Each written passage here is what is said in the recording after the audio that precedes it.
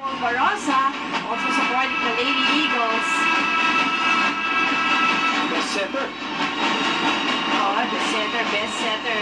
And finals MVP.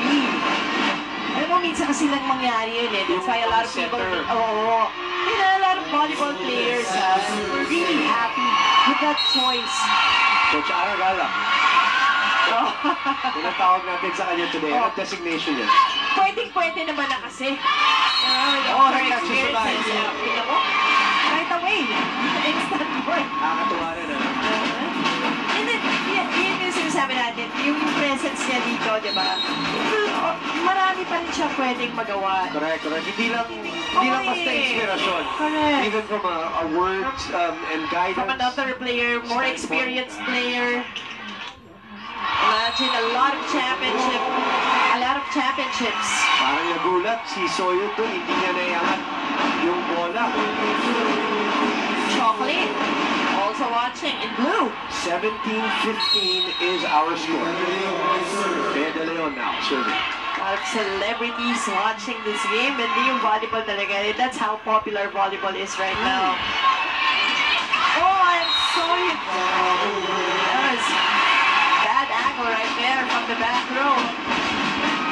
Cruz will come back. Soyo. It's sweet kasi parang hot and cold, but you can't expect that from a rookie in a big stage like this one. Parang she has more, parang it's her coach mas may leeway. Oh, yeah.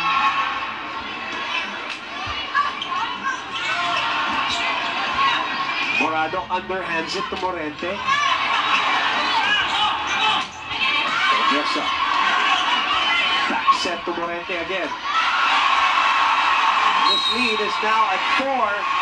Dangerous times here, 19-15. Moreno with a sharp angle. Very difficult to see.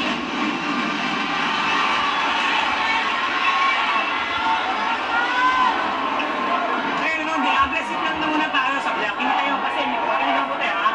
Hindi kasi pwede nagmamadali tayo pumasok sa salon. Hindi tayo nakapagbabasa. 1, 2, 3, 4, abot. 1, 2, 3, 4, abot. Diba? Kaya nangyari, 1, 2, tumakot na tayo eh. Hindi kanya-kanya. Then sa defense side, ano din plus na natin.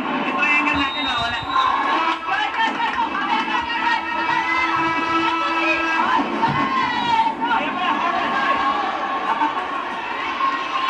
Last stand here for Coach Ramil. Dangerous times.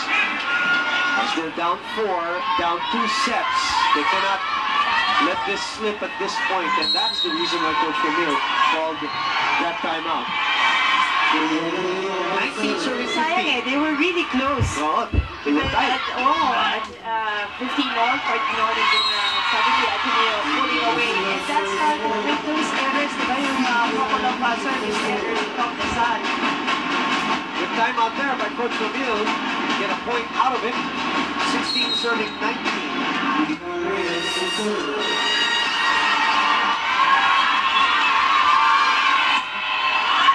Good serve.